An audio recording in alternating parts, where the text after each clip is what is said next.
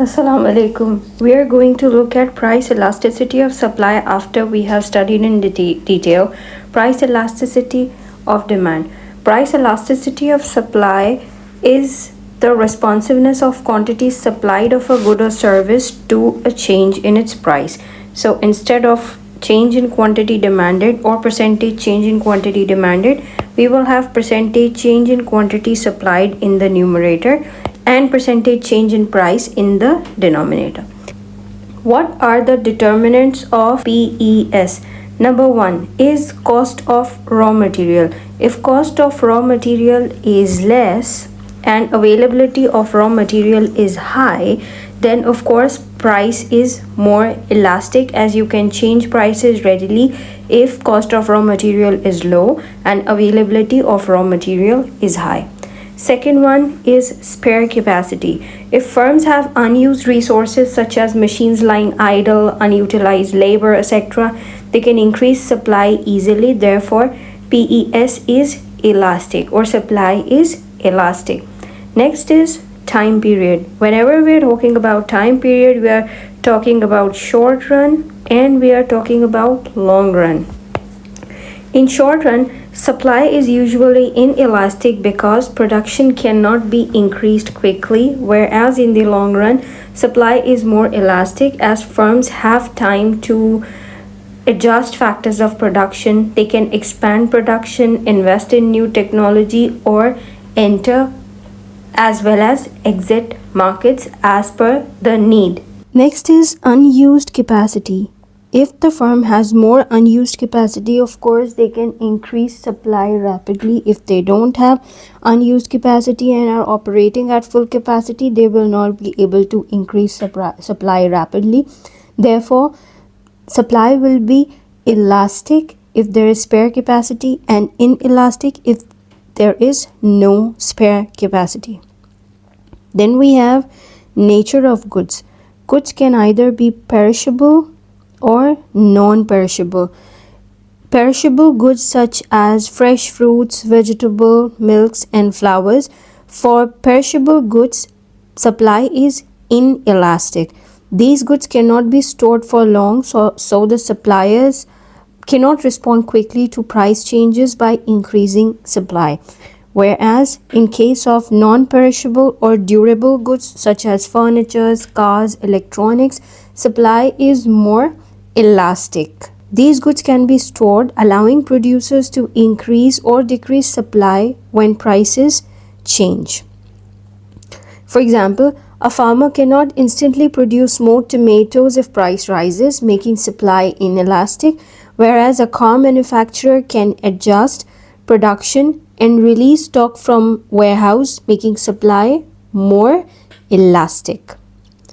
Then we have essential versus non-essential goods. For essential goods, supply is inelastic. For luxury goods, supply is elastic. For agricultural goods, supply is inelastic. For manufactured goods, supply is elastic. Now we have mobility and availability of factors of production. If factors of production are readily available and more mobile, supply will be elastic. If they are not mobile and if they are not available, supply will be inelastic. Let's look at the ranges of elasticity of supply.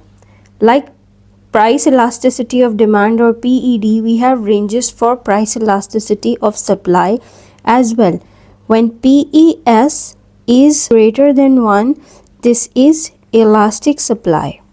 For example, or rather I would say the explanation for this is that producers respond more than proportionally to price changes. When PED is between 0 and 1, price is inelastic. It's inelastic and producers respond less than proportionally to price changes. When PES is 1, it's unitary elasticity and quantity supply changes in exact proportion to change in price. PES is 0. This is perfectly inelastic, which means supply remains constant regardless of changes in prices, and when PES is infinity, then this is perfectly elastic. Supply is infinite at a specific price but drops to zero if price changes even slightly. Now, what is the relevance of importance, relevance, and implications of PES? PES can be particularly important for businesses, for government, and for consumers also. For firms, it helps firms decide how much to increase productions when prices rise. For government, it affects tax policies such as taxing inelastic goods, raises revenues. For consumers, PES affects price stability in the market. Given below are examples of agricultural commodities that are characterized by low PES as their production is subject to long time lags. As I explained earlier, that a farmer may not be able to respond readily to the changes in prices because it takes time for these things to grow. On the other hand, products from the manufacturing sector are characterized by high PES because supply can be increased readily depending upon spare capacity, cost of raw material, availability of raw material,